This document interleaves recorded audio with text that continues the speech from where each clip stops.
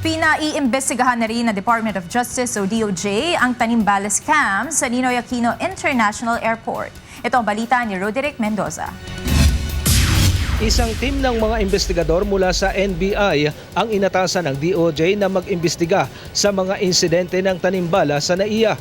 Sa inilabas na kautusan ni Justice Secretary Benjamin Caguioa, inatasan ang NBI Special Team na mangalap ng mga ebidensya at magsampa ng kaukulang kaso sa mapatutunayang sangkot sa scam.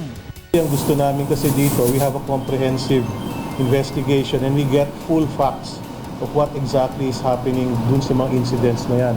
Bahagi ng investigasyon ang pag-review sa mga video at dokumento na may kaugnayan sa mga insidente ng Tanimbala. Kasama rin sa iimbestigahan ang mga opisyal ng gobyerno na posibleng sangkot o may nalalaman tungkol sa scam.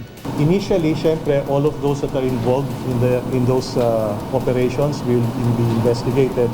If it's necessary to investigate more, sasabihin din naman sa amin ng NBI yun. Ayon pa sa tagapagsalita ng DOJ, nag-umpisa ang mga insidente ng Tanimbala noong unang mga buwan pa ng taong kasalukuyan at lumala nitong nakalipas na 2 buwan.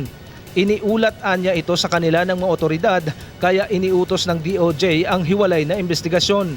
Binigyan naman ng 15 araw ang NBI Special Team upang makapagsumite ng kanilang report at rekomendasyon. Roderick Mendoza, UNTV News Worldwide.